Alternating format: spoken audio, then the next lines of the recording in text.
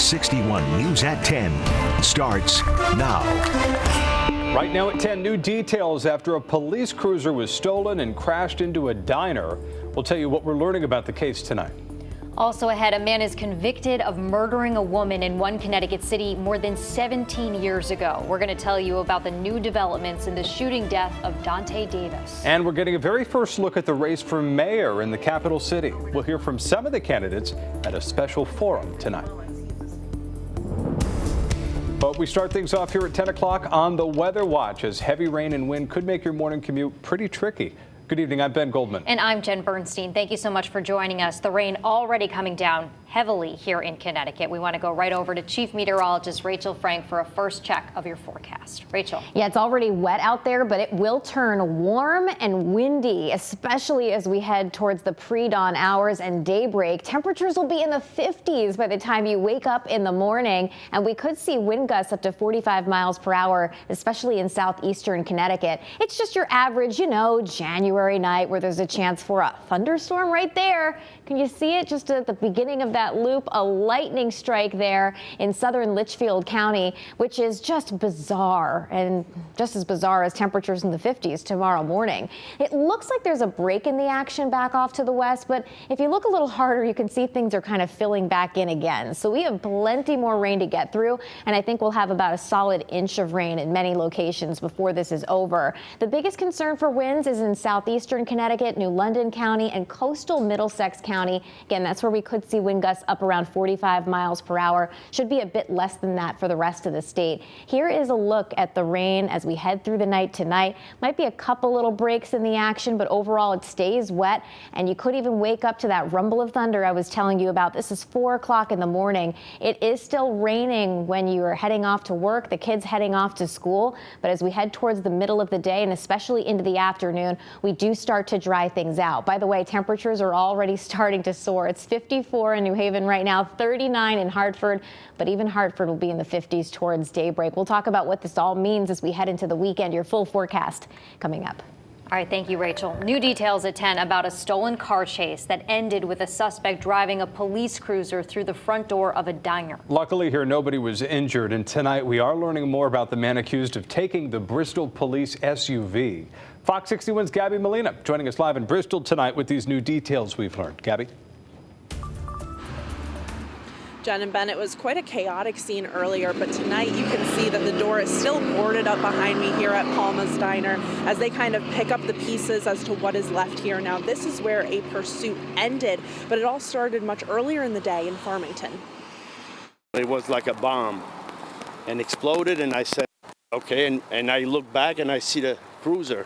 Norman Morneau and his wife were among the customers inside Palma's Diner in Bristol Thursday afternoon when a police cruiser came crashing through the front door. We were kind of shook up because, you're sitting in the seat next to it and you don't know what could happen. And my wife, her jacket was full of glass. People rushed to help who they thought was an officer behind the wheel, but quickly realized it wasn't. They looked in the window, saw that this isn't actually a cop, and started yelling, okay, that's not a cop, we gotta back away. And we went to the other side and there was the gun on the seat.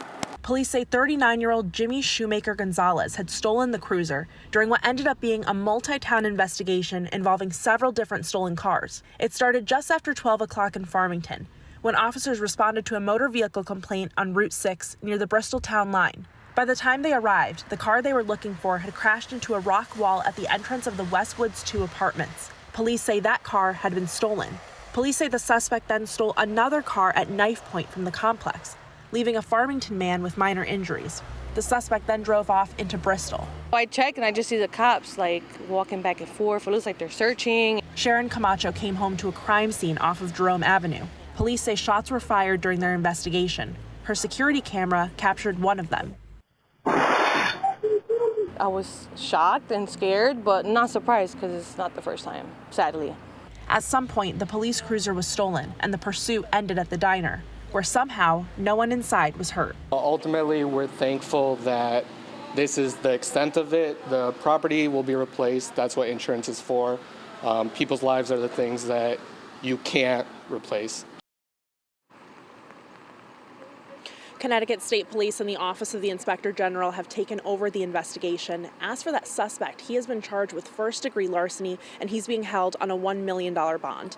Live in Bristol, Gabby Molina, Fox 61 News. Thank goodness no one was hurt. Gabby, thank you very much. All right, we are following breaking news tonight. Sadly, singer Lisa Marie Presley has died. The only child of Elvis Presley was 54 years old. Fox 61's Brent Harden joining us here in the Breaking News Center with what we know about her death tonight. Brent? Yeah, Ben and Jen, Lisa Marie Presley was reportedly rushed to the hospital earlier today after suffering a cardiac arrest.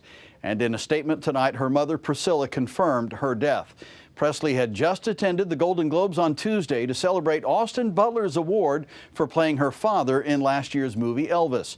She was known for 3 albums she released as a recording artist. She was also a philanthropist and oversaw the Elvis Presley Charitable Foundation. She was married to singer Michael Jackson in the 90s and actor Nicolas Cage in the 2000s. In her statement, her mother Priscilla Presley said in part, quote, "She was the most passionate, strong and loving woman I have ever known." Lisa Marie Presley had also recently written an essay in People magazine talking about the grief she felt after her son Benjamin died by suicide in 2020. She is survived by 3 children. In the Breaking News Center, I'm Brent Harden. Ben and Jen, back to you. Very sad tonight, Brent. Thank you. Well, new at 10, a man is convicted of murdering a woman in Hartford more than 17 years ago. The chief state's attorney says 35-year-old Brandon Jones was found guilty in the deadly shooting of Dante Davis. Investigators say one night in June of 2005, Davis was standing with her boyfriend in front of a house on Martin Street. She was shot in the head and died at the hospital. Davis was 21 years old. Last March, Jones and 3 other people were arrested in the case. Shane Henriquez and Maurice Snowden were also charged in the murder. Victoria Harris was charged with tampering with evidence and perjury. New at 10 tonight, a Long Island man was arrested after nearly hitting police officers and leading them on a chase through southeastern Connecticut. Ledyard police say officers in New London tried to stop 55-year-old Robert Lechner, who was reportedly intoxicated while getting off the Cross Sound ferry. He sped off into Ledyard, where police saw him. He then went toward I-95, and stop sticks were used to stop his pickup truck in Groton. Lechner is being held in Ledyard by Ledyard police on a $150,000 bond and is facing 4 charges there. He'll also face more charges in Groton and in New London. And new at 10, Fairfield police arrested a man in a New Haven apartment standing accused of robbing a bank 3 months ago. Fairfield police arrested 54-year-old Vincent Jones of New Haven. Investigators say he robbed TD Bank on Post Road in Fairfield back on October 10th. Jones is charged with 2nd-degree robbery and 3rd-degree larceny. He's being held on $150,000 bond and is due in court tomorrow.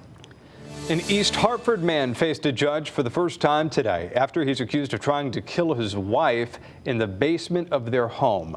39-year-old Luis Toro Vargas is facing several different charges, including attempted murder. Investigators say that he fired 2 shots at his wife and she was hit in the chest. Her sister told Fox 61 that she's badly injured but is coherent tonight. A judge forced Toro Vargas to give up his weapons and avoid contact with his wife. This is a domestic violence, very serious concerns for the safety of the victim. As noted in the report, there was in the process of separating, and as we know in domestic violence, that is the most dangerous time for a victim. Toro Vargas is being held on $1 million bond, and he's due back in court on the 25th. Well, tonight, Hartford police are looking for the shooter who they say killed an 18-year-old on Broad Street. The shooting happened just before 10 last night, and it's the city's first homicide of the year. The teen killed has been identified as Julius Rivera from Plainville. Rivera was rushed to the hospital where he died from his injuries. We wish that we can do something more, but sometimes it makes you feel helpless. You know, and the fact that it's never seemed like it's going to end. We see what the ages of these kids are dying. That's not fair that they don't get to live their life, but they're dying for reasons that they're not going to be aware of because it's too late. No suspects or arrests have been announced. Anyone with information should contact Hartford police. A man and woman arrested tonight after they're accused of abusing a child in Plainfield. Police say 30-year-old Kayla Charwood demanded, threatened, shook, and then hit a child with other kids present. Police say 35-year-old Jason Hammond recorded what happened, but didn't try to step in and stop it and didn't cooperate with investigators. Now, both of them are facing several charges. New at 10, we are getting a look at the race for mayor in the capital city. The Blue Hills Civic Association hosted a mayoral candidate forum tonight at Phillips Health Center. The candidates there included Hartford Land Bank CEO Arunan Aralumpalam, Superior Court Judge Eric Coleman, State Senator John Fonfara, and City Council Member Nick LeBron, all Democrats. Now, they were all asked about their individual visions for the city and how Hartford can work to do better.